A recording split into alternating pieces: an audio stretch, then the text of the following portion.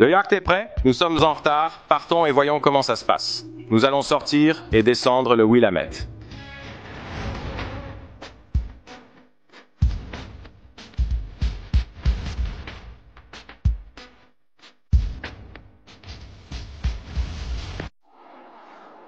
Tant que ça dure. Portland se trouve là-bas, sur la rivière Willamette qui rejoint la Columbia, rivière que nous emprunterons pour la majorité de notre voyage. Elle est très agitée et venteuse. Il n'y a d'ailleurs aucun autre bateau dehors en ce moment.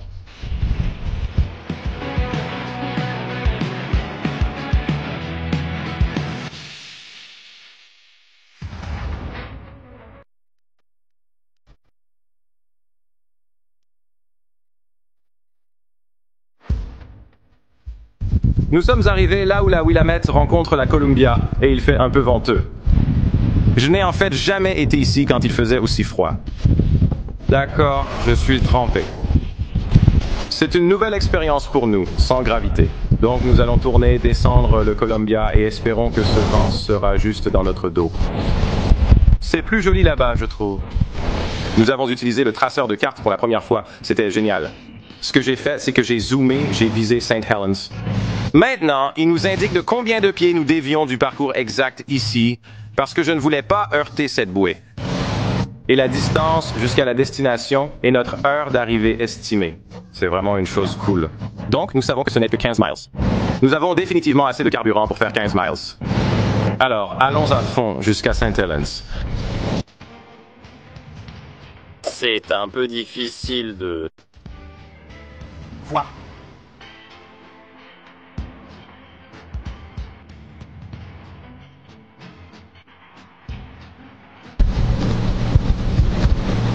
C'est un peu difficile à voir, mais nous avons trouvé un navire de guerre.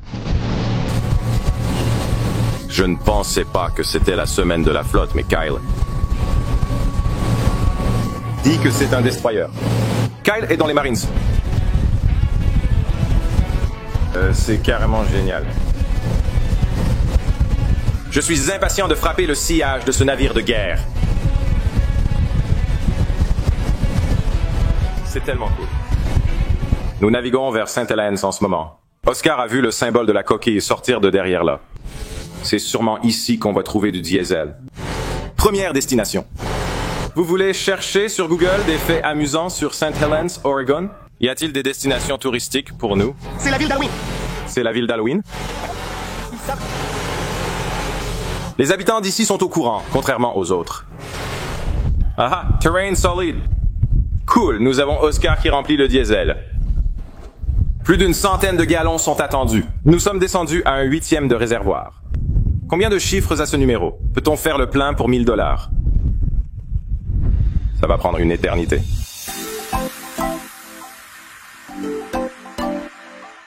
Nous avons mal évalué nos provisions d'une certaine façon. Je ne sais pas si notre jauge de carburant est fausse et que nous avions plus d'un 8e de réservoir ou si nous ne savons pas quelle est la taille de notre réservoir, mais disons simplement qu'il est plein. Apparemment, il y a un grand pub ici dans cette très vieille ville vraiment cool. Sainte-Hélène-sur-Oregon possède quelques quais publics. Nous allons y retourner, nous garer, partir en voyage et trouver un hamburger. Oh, attendez! D'abord, nous devrions vérifier maintenant. Voici la chose cool. À propos de ce traceur de cartes. Ce que je peux faire, c'est que je peux définir notre prochain spot pour notre nuit. Il va nous dire la distance et ensuite, nous pouvons faire le calcul sur la vitesse à laquelle nous allons devoir conduire pour s'assurer que nous avons du temps pour le déjeuner. Elle est amarrée. C'est un moment assez cool. C'est la première fois que je navigue vers une autre ville. Nous allons monter là-haut quelques pâtés de maison. C'est là que ce pub est censé être. C'est génial s'il y a quelque chose de vraiment cool à faire sur l'eau. Vous vous garez, vous attachez et ils partent simplement à l'aventure. Ah ouais. C'est comme une voiture flottante. Il faut être prudent avec notre temps. Nous avons une sorte de fenêtre de 2 heures pour nous amuser entre le fait de naviguer et de ne pas naviguer. Et j'aimerais aussi voir d'autres choses en chemin, mais ça devrait aller. J'adore déjà cette ville. C'est la ville. Fondateur. Pub Plymouth. Allons manger quelque chose. Pub à Plymouth. Grand succès. Très bien. Très bien. Nous sommes tous rassasiés et notre addition n'était que de 50. Ces petites villes s'assurent toujours qu'on en a pour notre argent. Le bateau est toujours là. Nous allons démarrer et partir dans cette direction. Feu dans le trou.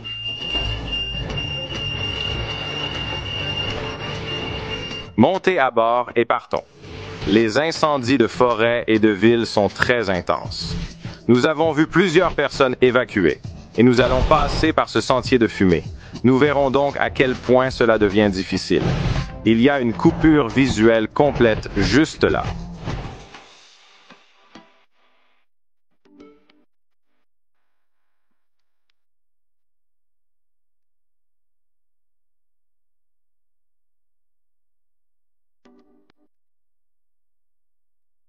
C'est juste, on ne voit rien.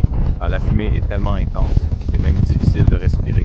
C'était tellement dur pour les gens qui doivent faire face à ça. Mes parents sont toujours évacués, assis dans ma maison à Portland. Nous venons de voir un gars, quand nous avons fait le plein, qui a dû quitter sa maison et essayait de garer son bateau loin. Regardez comme c'était fait, la visibilité baisse tellement. Quelqu'un devrait consulter l'application pour voir exactement c'est épais. Traverser. On dirait que ça traverse tout le long. Oh wow, ça va être un voyage enfumé. Oh mon Dieu, regardez comme un énorme bateau peut se faufiler facilement. On ne voit rien. Wow. C'est un peu douteux. Donc en gros, il y a un incendie. Par ici, soufflant des tonnes de fumée de ce côté, donc... Un thème potentiel pour notre voyage serait d'attendre et voir sur place.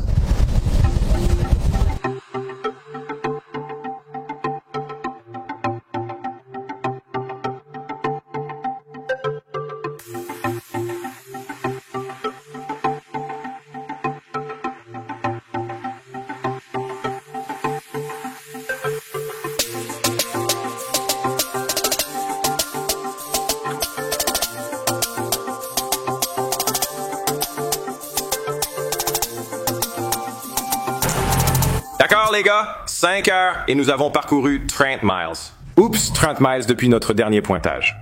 Avec toute cette fumée et tout. Et c'est l'endroit le plus au nord. Juste ici, vous pouvez voir qu'il y a encore beaucoup de fumée là-haut, mais le ciel est plutôt dégagé de ce côté. Donc le feu vient de là-bas et il va surtout dans cette direction, mais il va un peu vers le sud. Donc à cette pointe nord, nous avons comme une petite bouffée d'air frais et puis nous allons retourner dedans alors que nous faisons le tour et prenons réellement le sud de la Colombie et ça va probablement redevenir assez épais. Donc c'est malheureux. J'aimerais prendre quelques photos panoramiques, mais plus malheureux encore est le fait que tout l'État est en feu. Donc était-ce un requin juste pour rire? Si rien ne change, on se retrouvera à Astoria, à 40 miles, soit 2 heures au rythme actuel. On arriverait 30 minutes en avance. Continuons et voyons comment ça se passe. C'est agréable de voir un peu de ciel bleu par ici.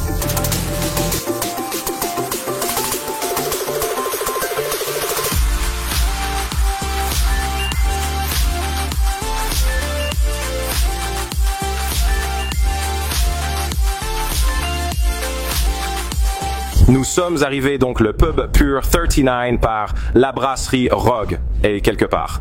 Par ici, nous devons faire un peu d'exploration aquatique, mais c'est notre lieu de séjour pour la nuit. Très chanceux pour nous, les gars de chez Rogue sont fans de BS Car Build et ils vont nous arranger avec une petite place de parking pour que nous puissions profiter de leur merveilleux pub. Ici à Astoria. Oh, je vois un panneau qui dit quai 39.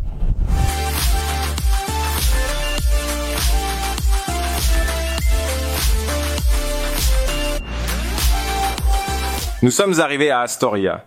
Je ne sais pas si vous pouvez entendre les lions de mer. Males Alpha. J'ai hâte de dormir ici. Ça va être merveilleux et nous avons atteint notre premier objectif qui est la maison publique Rogue sur le quai 39 ici à Astoria à 95 miles de l'endroit où nous avons commencé. C'est plutôt cool. J'aime l'aspect décapotable de ce bateau. Je n'avais même pas remarqué. Ouais, sans ce bimini, il a un look élégant. A l'air chic. A l'air bien mieux sans le bimini, je ne savais même pas ça, je ne l'ai jamais vu avec le bimini baissé, ça a l'air. C'est bien. Ouais? Sportif. J'espère que Chelsea va tomber, ça ferait une super vidéo TikTok avec 1 million de vues. Elle a réussi, zut alors. Zut.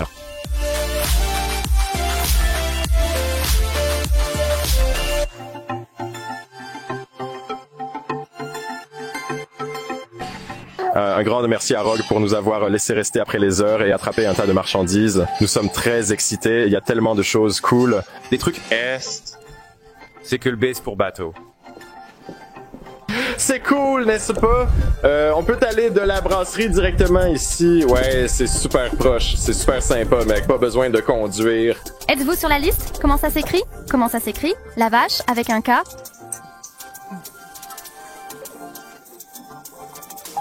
Pas de pile sur la liste, seulement un appel, d'accord? Ouais, nous pourrions être attaqués par des lions de mer. Un autre grand cri va à Rogue pour s'assurer que nous revenons au bateau avec un tas de leurs nouveaux cocktails en canette. C'est comme ça qu'ils s'appellent. Ils sont super savoureux. Nous venons tous d'en avoir un tas. Mais l'autre chose cool qu'ils ont faite, c'est de s'assurer que nous avions un séjour d'une nuit ici à leur petit quai privé, ce qui est super super cool. Alors, un grand merci à Rogue et nous allons mettre un lien dans la description. Je ne peux pas assez vous remercier, c'était vraiment agréable. Merci de nous avoir accueillis. Nous avons fait quelque chose de nouveau que nous n'avons jamais fait auparavant, maintenant que nous sommes dans notre premier séjour d'une nuit, et je sais qu'il pourrait y avoir de l'électricité là-bas, mais je ne la teste même pas. Nous avons utilisé notre générateur pour la première fois. Donc nous avons démarré le générateur, il charge nos batteries et alimente nos lumières et toutes nos autres bonnes choses ici. Donc nous allons allumer la stéréo, tranquillement, respectueusement bien sûr, jouer à des cartes et appeler ça une nuit.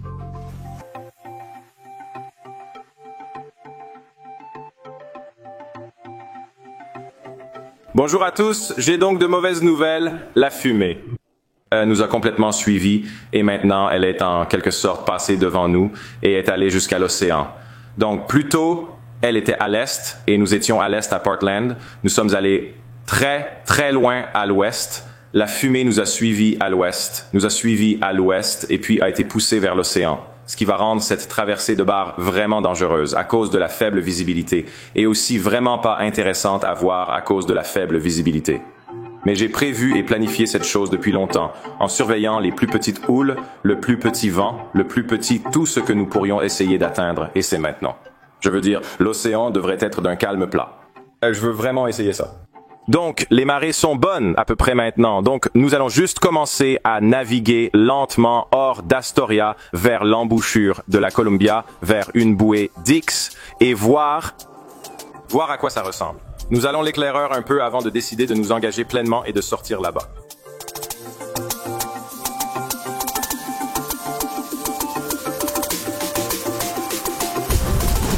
C'est difficile à voir, mais nous nous rapprochons beaucoup, donc les vagues se brisent réellement là-bas, comme s'il y avait un peu de superficialité là-bas, un peu de masse terrestre là-bas. Et puis juste ici, en gros, juste là-bas, c'est l'océan pour la première fois. Ça commence à sentir l'eau salée.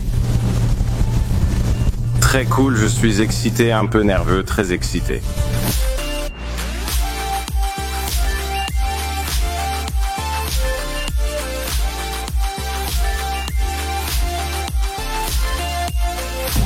Nous nous rapprochons de notre objectif final. Nous sommes techniquement dans l'océan maintenant. Nous voulons juste aller au-delà, de là où tout est clair. Il n'y a pas de terre à l'est ou à l'ouest de nous, ou au nord ou au sud de nous.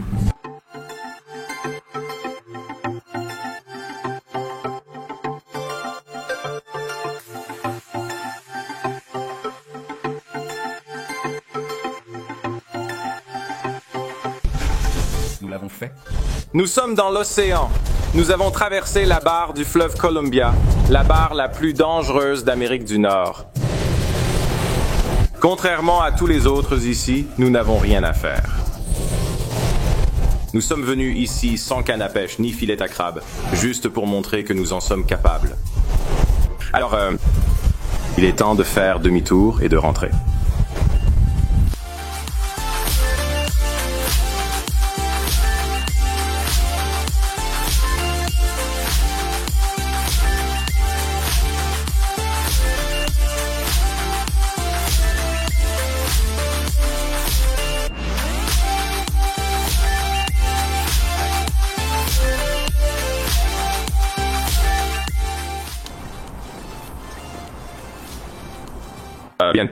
Tout allait bien. Nous sommes allés à l'océan, et puis nous étions en chemin de retour. Et qu'est-ce que c'était? Notre moteur tribord vient de...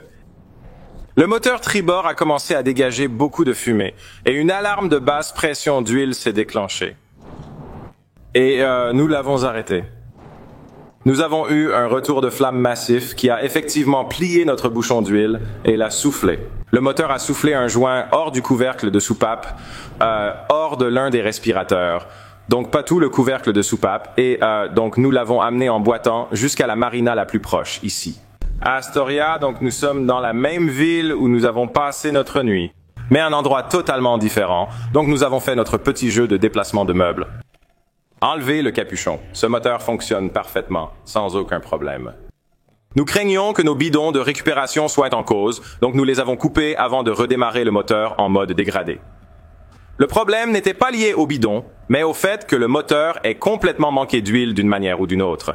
Notre jauge à huile qu'Oscar tient dans sa main là, elle est propre et sèche. Elle était propre et sèche.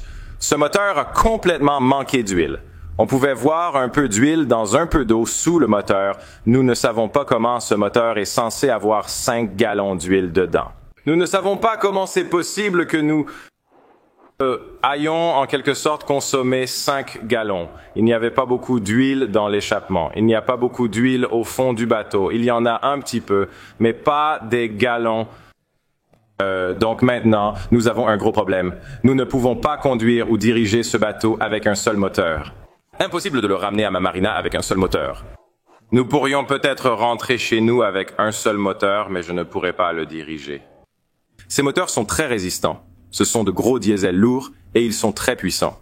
Ils peuvent supporter beaucoup de maltraitance. Ils ont été utilisés dans l'armée pendant des années. Certains le sont probablement encore. Nous allons chercher plus d'huile, en mettre dedans et voir comment ça fonctionne. Nous verrons si l'huile ressort et d'où pour agir en conséquence. Nous avons acheté 5 gallons d'huile au magasin marin, ce qui devrait faire le plein. En théorie, nous ne devrions pas être à court d'huile, mais il y a une fuite quelque part. Le plan est de mettre l'huile maintenant, démarrer le moteur et voir s'il est foutu. Si c'est le cas, nous saurons que c'est terminé. Maintenant que le moteur a de l'huile, il revit un peu. Nous allons essayer de trouver la fuite, diagnostiquer sa gravité et voir si nous pouvons faire une réparation temporaire pour rentrer chez nous. Avec de l'huile dans le moteur, démarrons-le et voyons ce qui se passe. Croisons les doigts et écoutons attentivement, en espérant ne pas entendre de bruit inquiétant. Il va sûrement beaucoup fumer.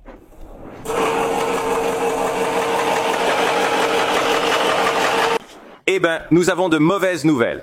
Quand nous l'avons fait fonctionner seul, cela ressemblait à un diesel bruyant et claquement. Puis nous l'avons arrêté et nous avons fait fonctionner celui-ci. Puis nous avons arrêté celui-ci et fait fonctionner celui-ci à nouveau. Et nous avons pu le dire, on pouvait entendre un bruit sourd, le moteur fait du bruit. Nous avons regardé partout. Nous ne pouvons pas trouver d'où proviendrait une énorme fuite d'huile. Cela pourrait être sur le joint principal avant. Mais de toute façon, si nous arrêtons la fuite d'huile, le moteur fait toujours du bruit. Et il est très probable qu'il se brise jusqu'à la mort même en essayant de rentrer à la maison. Nous avons fait 110 miles jusqu'à l'océan. Nous avons fait environ 10 miles en retour et c'est tout. Le moteur est mort maintenant. Je vais aller à la réception et obtenir le numéro de téléphone des gars qui sortent les bateaux de l'eau. Je vais appeler les deux et déterminer où nous laissons cette chose. L'un de vous les gars trouve comment obtenir une voiture de location. Nous rentrons à la maison. D'accord, nous avons récupéré toutes nos affaires du bateau. Nous avons une voiture de location. Kyle est allé la chercher déjà. Au revoir bateau. À demain probablement. Aujourd'hui, c'est jeudi, donc nous avons demain vendredi, ou peut-être lundi pour sortir le bateau de l'eau et le mettre au sec. Je déteste dire ça, mais ce sera vraiment agréable d'être dans une voiture et de voyager à grande vitesse sur Terre. Chelsea déteste les abeilles. Nous sommes de retour au bateau. Quand nous avons cassé le moteur, c'était vendredi. Aujourd'hui, c'est lundi. C'était la prochaine occasion qu'ils avaient de sortir le bateau. Donc, c'est tôt le matin maintenant. En fait, ce n'est pas si tôt. Il est environ 9 heures du matin et nous allons essayer de terminer cette chose et de sortir ce bateau de l'eau. J'ai fait une vérification rapide dans notre trappe de service et il y a encore de l'huile là-bas, donc je ne peux pas dire s'il y a plus d'huile et que ce moteur est complètement à sec, ce qui n'est pas ce que nous avons vu quand nous l'avons rempli la dernière fois, mais vraiment ce moteur est mort de toute façon, nous n'avons pas le choix. Je suis assez nerveux. Mais nous devons juste essayer de sortir d'ici et de faire le tour. Donc nous allons juste essayer de faire de notre mieux. Le démarrer. Espérons qu'il démarre.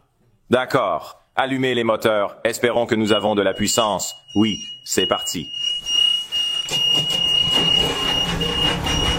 Voilà notre malheureux. Ouais, c'est beaucoup de fumée. Nous avons 2 moteurs, nous allons nous détacher et sortir. Les moteurs sont éteints et nous y sommes. Ce moteur semble mécontent, mais il a survécu avec une pression d'huile. Nous sommes à l'heure. Il reste les papiers à faire avant que le bateau ne monte. Essayons de placer ce GoPro pour vous emmener dans le voyage.